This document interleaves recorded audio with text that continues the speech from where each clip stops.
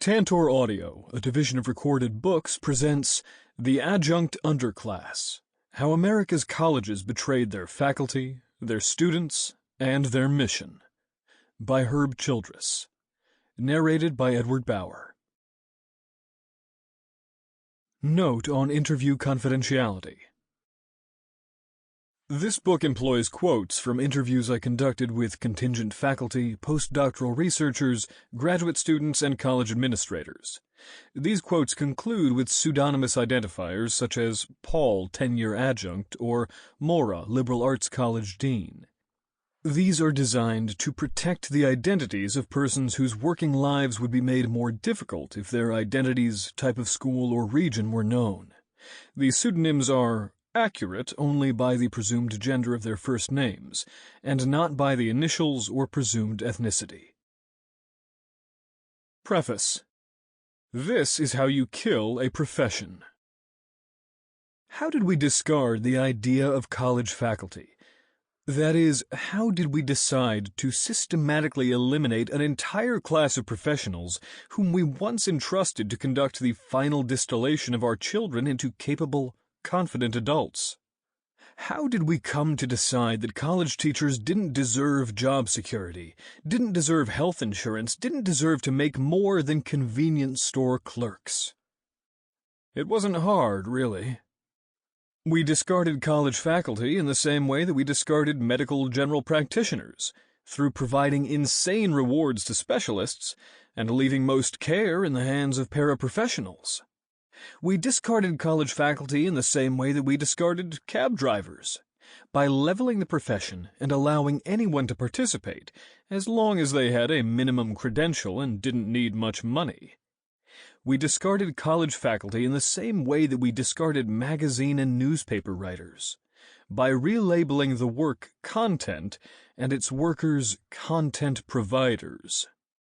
We discarded college faculty in the same way that we discarded local auto mechanics, by making all of the systems and regulations so sophisticated that they now require an army of technicians and specialized equipment. We discarded college faculty in the same way that we discarded bookkeepers, by finally letting women do it after decades of declaring that impossible, and then immediately reducing the status of the work once it became evident that women could, in fact, do it well. Our contemporary religion of innovation has as one of its tenets the following belief: rather than defeat your competition, make your competitors irrelevant. This is exactly what we see in higher education. College faculty were not defeated after great struggle, after a battle with a winner and loser. College has simply become redefined over and over in ways that make faculty irrelevant. College teaching, as a profession, is being eliminated one small, undetected, definitional drop at a time. 1. What the brochures don't tell you. It's easy to picture colleges and universities as bastions of stability, as resolute lighthouses of knowledge standing in the face of stormy seas. We think of the ivy-colored walls, the tweed-jacketed professor in his indeterminate 50s and 60s looking out his office window overlooking Old Quad as the freshmen toss a frisbee around. His tenure protections make things stable, as does the physical investment in that real estate, an immovable campus in place for decades or centuries, the oldest buildings on the oldest landscape in town. Ohio State and Michigan have had their football rivalry forever, as have Cal and Stanford, Army and Navy, Texas and Oklahoma. The mascots and the color schemes and the classroom seats and the faculty lines are eternal, even as generations of inhabitants pass through them, individually anonymous as they enact their assigned role in the enterprise. If colleges were as constant as we imagine, we'd start to see what we might call a mature ecosystem, named species fulfilling predictable roles. We'd have students in their dorms and dorm mothers supervising curfew. We'd have faculty in the faculty senate, speaking in genteel Robert's Rules opposition to the deans and provost and president, the executive and legislative branches of government in a genial, perpetual balance of power. We'd have a handful of invisible supporters, bookkeepers and groundskeepers and cooks, all working behind the scenes to smooth the operation. We'd have witty sophomores making sophomoric jokes in the campus paper, and the dean of students and head of campus police shaking their heads in wry appreciation of the ingenuity of pranks, of beer kegs snuck through the gates. The founder's statue would be found the morning after homecoming in the president's parking spot, painted in the opposing team's colors. A quick visit to any college will feel like a historical reenactment, the past lovingly restored and maintained for daily use. But once we go beneath the surface, we discover an ecosystem and mix of species entirely unlike what we might have expected. We find some faculty who don't teach, and some baseball coaches who do. We find a tuition that varies almost from student to student after financial aid and merit awards and adjustments for part-time status and tuition differentials for popular majors. We find offices that blend functions that used to belong separately to student services and academic services. Tutoring centers, undergraduate research programs, study abroad programs, women's centers, international student centers, and LGBTQ+ centers. We find a bewildering array of quasi-independent research centers, institutes, and public/private partnerships. We find that an extraordinary number of students have transferred into the school or will transfer out, putting pressure on the admissions office to navigate transcripts and equal pressure on the faculty to make their curricula more or less like everybody else's. We find a ubiquity and constant upgrade of technology. And, if we ask around, we'll find a significant cohort of teachers and researchers who don't really work there. I taught as an adjunct from 2009 to 2013. At community college, I taught first-year seminar and English comp for $3,200 for a 3-credit course. Those courses had 10 to 15 students each. At private, not very selective college, World Literature and Writing 1 for about $2,000. Those courses were capped at 23. I tried to teach 6 courses per semester across both schools at once, plus a couple more in the summer. Helen sat across from me in the empty lounge at a writers' conference where she'd responded to my posting to talk about adjunct life. We talked for 20 minutes, and she seemed to get smaller and smaller as she sunk back into the chair, reliving those years in her recent past. It was just a huge amount of reading. I was married, didn't have my child yet, and my husband was a medical resident, so he was never around. I was driving an hour or more to get to each school. I was new to the area, I didn't know people, and my husband wasn't around. So I taught, did admissions reading for Elite Research University, tutoring, freelancing for a tiny little newspaper. I was just cobbling a lot together. And the money was a meaningful part of our family income, so I really had to do it. Let's think about what all of this entails. Helen was teaching writing-intensive courses to more than 100 students each semester, with at least 4 distinct course types each week, which means she was reading and marking up 100 essays a week across 4 different topical areas. There's no way to do that much work in less than 60 hours a week, likely more. With pre-semester course preparation and post-semester grading, the 15-week semester becomes an unacknowledged and only partly compensated 20. Helen lived 50 miles from one school in one state and 60 miles from the other school in another state, in an apartment at the middle, near the university hospital where her husband worked. She was on each campus 3 times a week for each course, and the school wasn't scheduling around her convenience, so she was easily driving 500 or 600 miles a week, 10,000 miles a semester. Even with her graduate degree in English, she had little input into the courses she taught, all designed by others to meet larger curricular goals that she never knew. With all that teaching, grading, and driving, there wouldn't have been enough time to hold office hours on either campus, though the absence of an office made that possibility moot anyway. So all of the between-class contact with students, the casual coaching that shifts confusion into possibility, took place through email.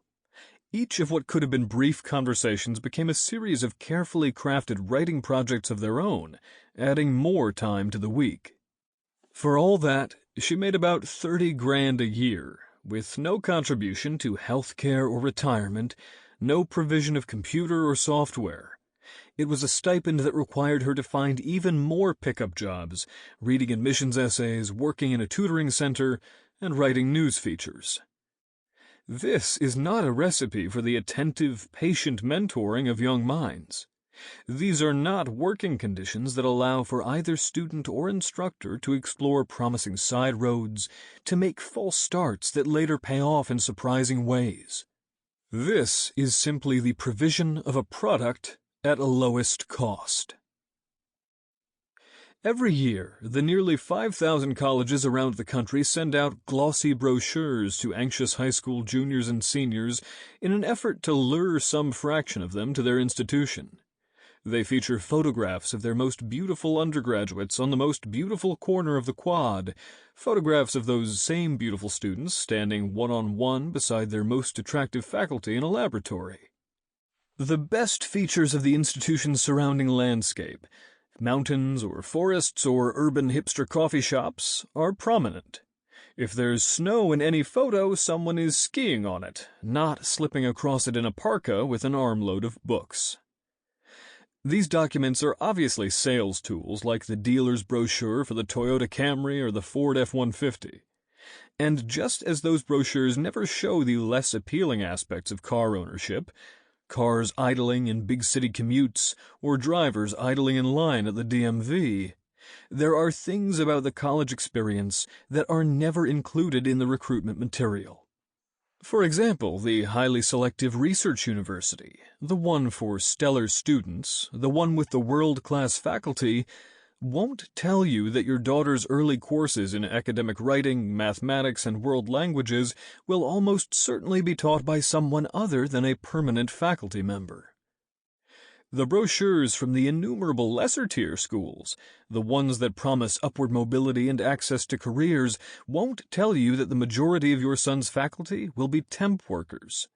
They won't tell you that 6 or 8 or even all 10 of his first-year courses will be taught by adjunct instructors.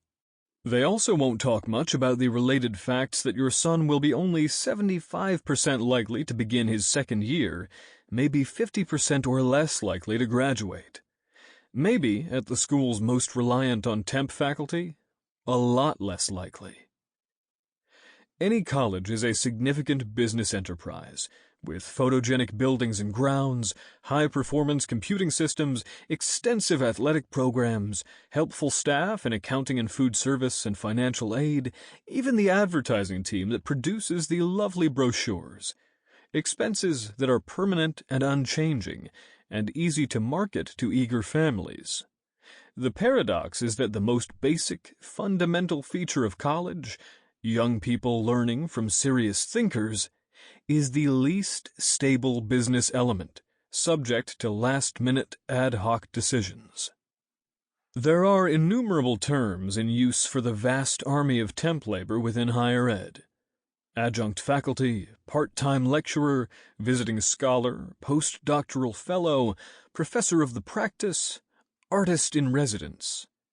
They all mask the unified underlying condition.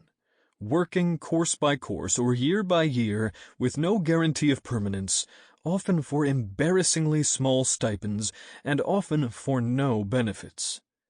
The polite language makes the facts harder to see, so let's state it simply. College teaching has become primarily a pickup job, like driving for Uber or running chores for TaskRabbit. The quiet tragedies of teaching. Just as there are a million part-time college faculty in America, there are a million stories of contingent life.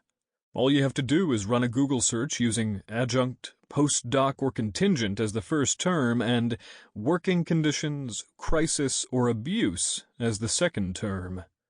Maybe you've read some of those stories. There is no excuse for how universities treat adjuncts, says The Atlantic. The disposable academic, says The Economist. The Center for Labor Research and Education at the University of California, Berkeley has found that 25% of all part-time college faculty are enrolled in some form of public assistance. But let's get specific. In fall 2013, the Pittsburgh Post-Gazette reported the death of Margaret Mary Voitko, who died at the age of 83 from cancer she could not afford to treat. She died at her home, for which she could not afford electricity.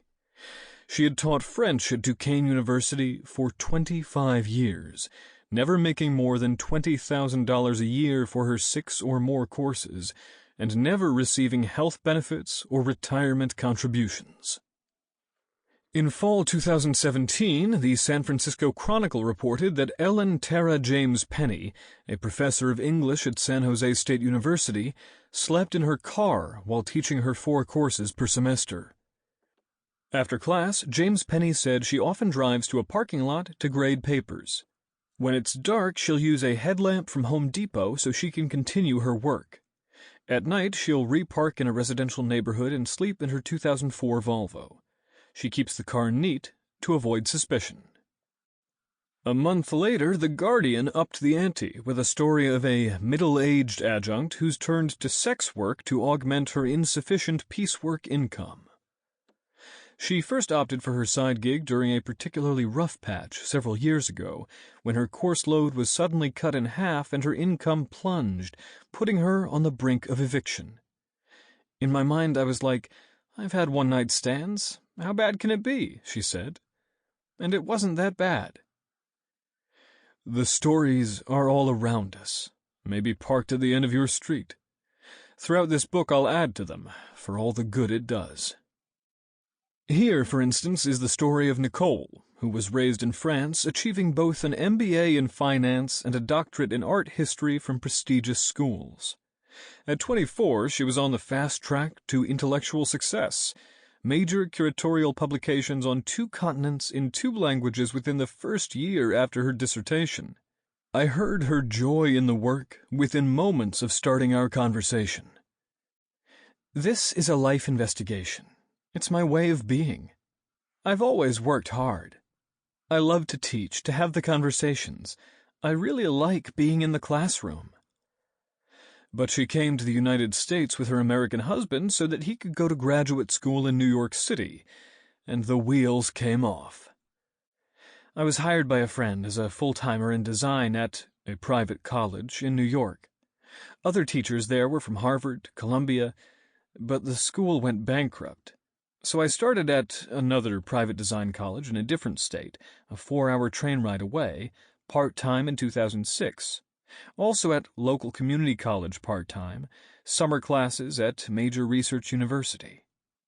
Also, I had a job training horses and teaching riding, so I had a full-time and 2 part-time jobs. Along with that, I've been curating art shows and teaching private seminars through my museum contacts. I was teaching part-time for another research university in their continuing education program, doing art history seminars for wealthy collectors. They said to me, "This is crazy. We're paying them a fortune and they're paying you nothing." So now I give private seminars at people's homes, and I get paid 5 times as much as I did by the university. An internationally renowned museum's director of membership heard a lecture that I gave. She liked it a lot, and so now I do lectures for them occasionally when a curator isn't available. And I got a call to pick up a class 2 weeks before the semester started at lower-tier state school. I taught 1 course in the fall, 2 now in the spring, and will have 2 or 3 next fall. This is what faculty life looks like now. In the car, on the bus, on the train, always wondering whether the next semester will be fertile or dry. Living in hope about the promises that are made to keep everyone quiet. At the distant design school, I commuted there for 10 years.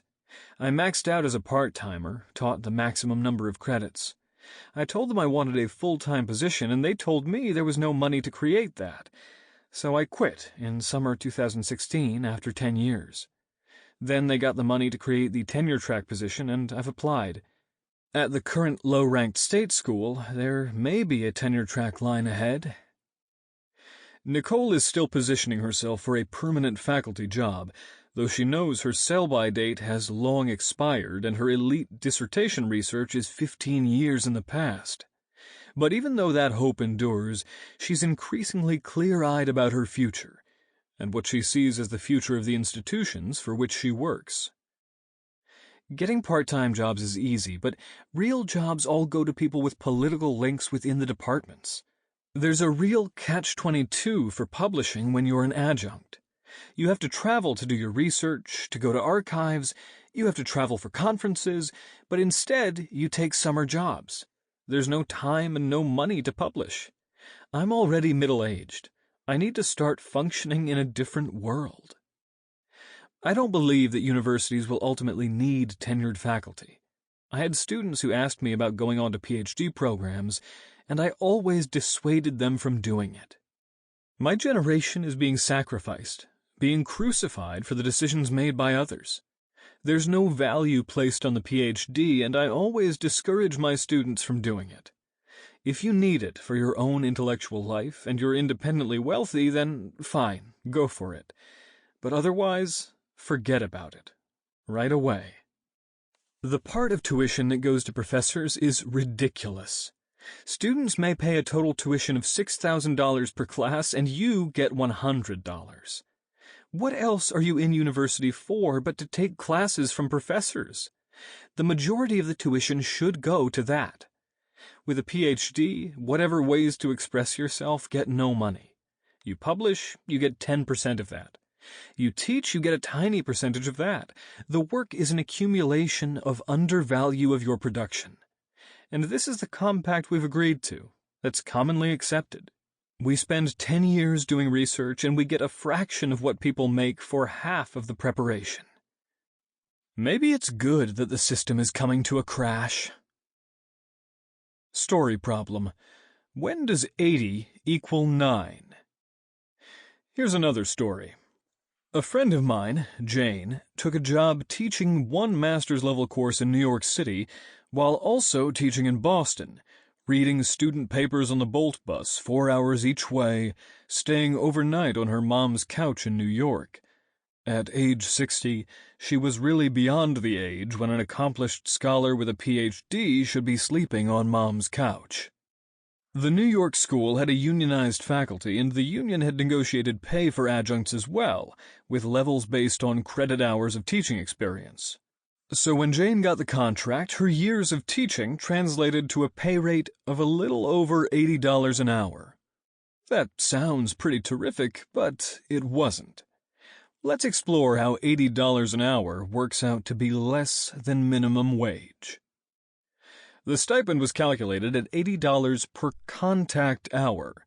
A 3-credit course, a 15-week class that meets 3 hours per week, is 45 classroom contact hours, which means that Jane's stipend for teaching that course was about $3,600. The standard expectation for a 3-credit course is that students invest 3 hours a week in class and 6 hours outside class, on reading and homework and term papers and such. Every teacher I've ever known has worked far more hours than any one student.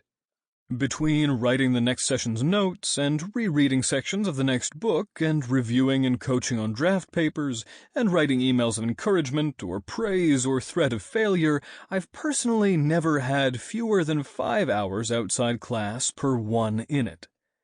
But let's be conservative and say that Jane could have gotten away with 3 hours outside class for every one in student contact. It was actually far more. At that rate, her 45 contact hours per semester amounted to 180 actual hours of labor.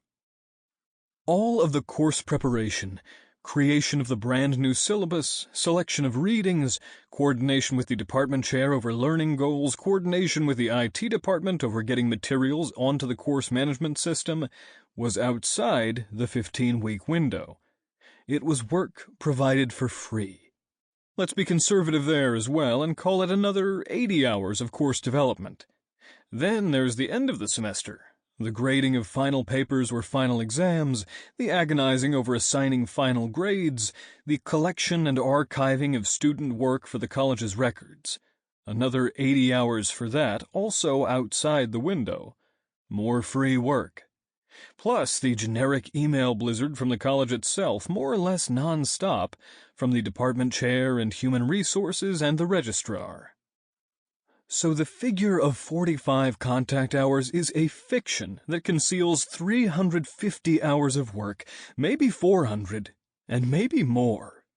A $3,600 pre-tax stipend with no benefits like health care or retirement contributions spread over 400 hours of work comes to $9 per hour. In Vermont, where I live, that's just shy of the minimum wage. Now, of course, if Jane taught that course a second time, and if she were a sloppy teacher who didn't care about her work, then she'd already have the syllabus in the bag and just change the dates. She'd already have the reading list, regardless of which readings were helpful last semester and which ones weren't. She'd have jettisoned almost all of the serious homework for quizzes to reduce her reading load, and she'd be reading her lectures off the same notes she made for last semester, because it wouldn't really matter whether students were listening to her or not.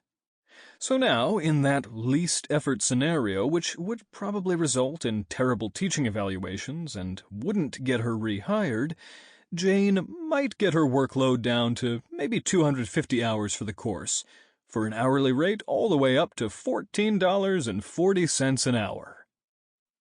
As bad as that is, a stipend of $3,600 for a 3-credit course is actually on the high end of normal. The American Association of University Professors reports that the median for a 3-credit course nationally is $2,700. So, take everything I've said and figure 3/4 of that. Layers of indignity. A collapsing career path has outcomes far beyond the financial. Contingent life wears people down in many, many ways. First, a contingent researcher or teacher has no right to speak her or his mind. Intellectual freedom, the basis of academic life, lies far in the future, if at all. Candace, a postdoc at a research university, spoke about the ways in which she and her colleagues are silenced. I mean, people call postdocs a special kind of hell, but the biggest issue here is bosses who are bullies. I've worked with dumb people or clueless people before, but here we get this verbal harassment, get talked down to, always a condescending tone. They assume we have no skills. We literally get handed low-end tasks because the postdocs have nothing better to do. I mean, when I make recommendations about the grant, things that I think would be really helpful for students, my boss is happy to remind me that she could make my position part-time and I'd lose my benefits. They joke about how a postdoc is a form of institutionalized slavery. That kind of perceived humor is normal. In my graduate department, I really felt like I was part of the community, teaching and mentoring. Here, they treat postdocs like we're leeches, like we just take, and we're going to walk away with all these resources. You know, we're bringing some resources too, and the grant is just so focused on hierarchy. When the team is introduced, the team leaders are always introduced with doctor, but the postdocs never are. And I'm like, I'm a doctor too. But Candace's career depends now almost entirely on strong recommendations from her postdoctoral supervisors, so the daily humiliations must stand in the faint hope that someday faithful service will be rewarded. A similar story of self-censorship from Annette, an adjunct faculty member at a big university with a doctorate from an elite research school and nearly 40 years of teaching experience. One big problem with the contingent system is that people in these positions consider the prestige to be part of their compensation. There's a dynamic akin to passing, in which students don't know the difference, call you professor. There's a lot more support and respect from students than the invisibility you have from the institution. The lure of respect and deference from students means it's harder to be public, to expose yourself as an exploited worker. If Annette wants to come back for another semester, she knows that discretion about her circumstances is part of the price of renewal. Sometimes discretion must be held about more than just disrespect. A crowdsourced document on sexual harassment in the academy asks respondents to identify their own positions at the time. Sample complete. Ready to continue?